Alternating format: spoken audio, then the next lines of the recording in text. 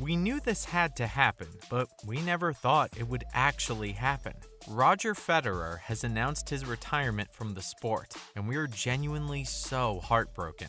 The man who redefined tennis has called it quits on a glorious career, and all we can say is thank you, Roger. As a tribute to the great man, we'll be taking a look at why he's the greatest player to ever play the sport. Let's begin. Starting with a farewell to the Swiss maestro. It was a normal and unsuspecting Thursday evening when Roger Federer dropped a post on his Instagram and Twitter. It wasn't even a couple of minutes that the entire world stopped and was in shock. Everyone working here stopped in their tracks and asked each other if it was real or whether it was a dream.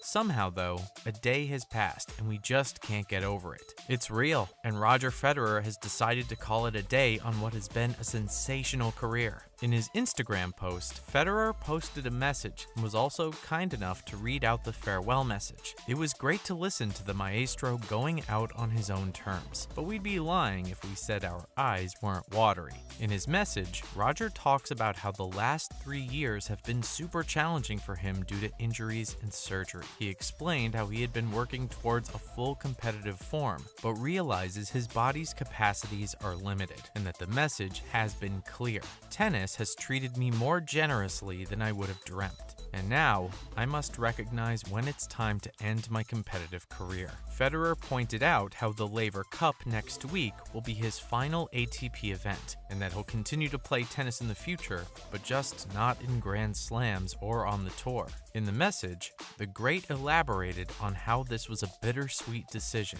and thanked his wife, family, parents, sister, coaches, Swiss tennis, and his team. He went on to thank his sponsors, competitors, and lastly, but most importantly, his fans. But the real thank you is for the maestro himself. Next, what makes Federer the greatest player to play tennis? There's no denying the fact that Federer is already counted among the greatest players ever to play the sport, but given just how huge his impact was on the sport, that's not enough. Roger Federer, we'd argue, is the greatest player in the history of the sport, and a couple of majors will not change that fact. Be honest, regardless of who you support, when you tell your children and grandchildren about this golden era of tennis, will you really tell them who had the most slams, or will you tell them about how elegantly Federer redefined tennis? That's exactly our point.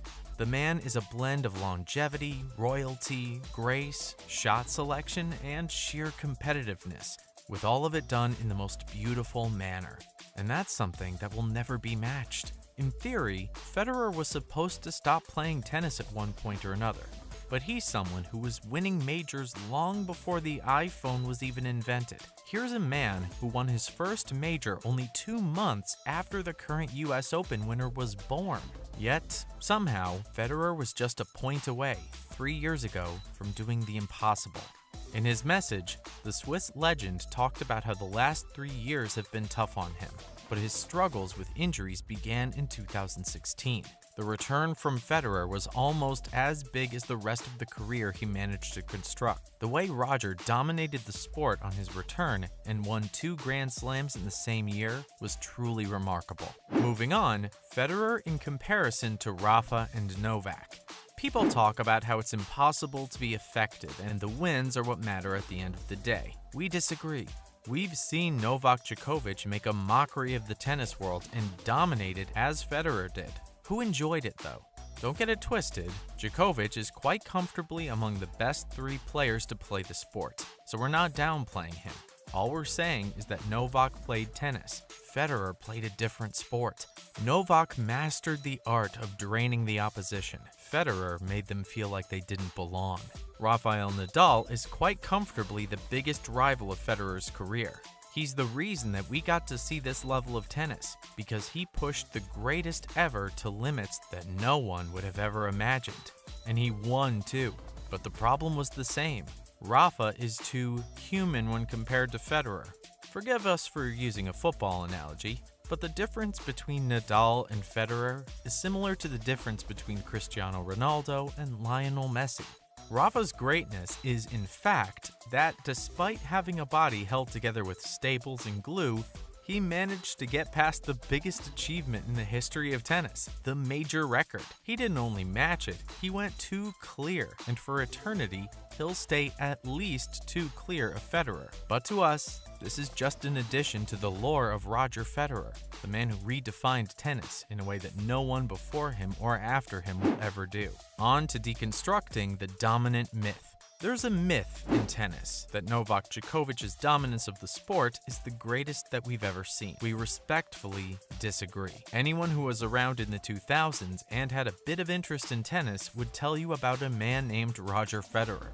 The Swiss maestro from 2004 to 2006 had a win percentage of more than 94%.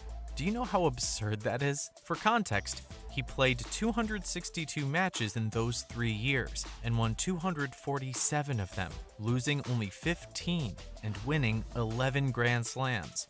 Stats in isolation might not seem like something major, but don't worry, we'll compare them to Djokovic's dominance. Compared to Federer, Novak only had 1 season in his career where he went an entire year with a more than 90% win rate. But Federer actually repeated that success rate 11 years later, when he pulled it off in 2017 at age 35.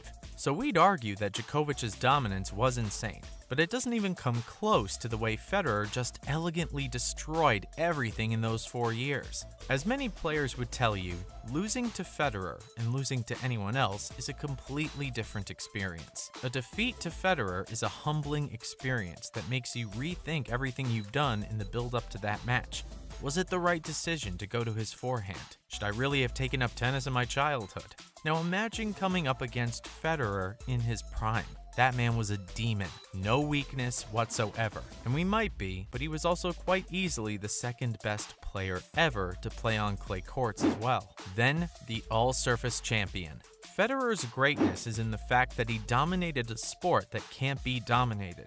In many ways, tennis is the toughest sport of all. It's just you. Every single point matters, and sometimes giving your absolute best can also not guarantee a win. In a sport that asks for all that, Roger comfortably came out at the very top. Why? Simply because he had the all-surface game. Grass was by far his favorite surface, and he had an affinity for the faster courts, but he wasn't exactly poor on any other surface either.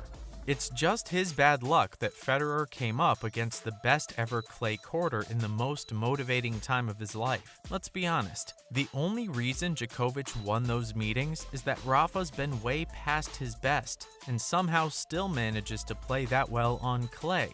Federer, though, didn't have that luxury, and time after time lost to Nadal in Roland Garros. As for hard courts, Djokovic might be the greatest for some, but Federer's dominance on hard courts wasn't rare. It was a joke. He only lost 7 times in 3 years on hard courts, not to mention the 11 slams that he won in Melbourne and Flushing Meadows combined.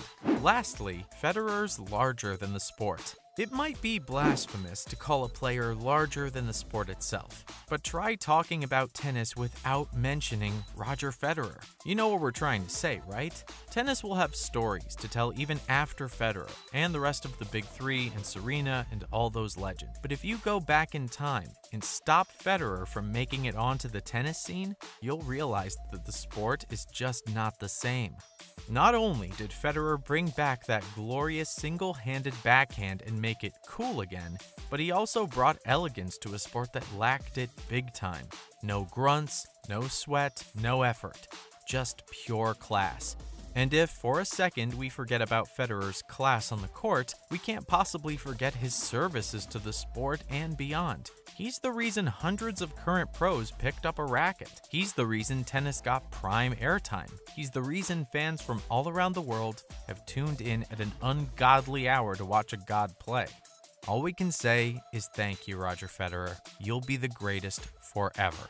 That's a wrap for this video. What's your favorite ever Roger Federer moment? Disclaimer, anyone mentioning the 2019 Wimbledon final will be banned from the channel. We're kidding, but come on, that's harsh. We hope you liked watching the video. See you in the next one.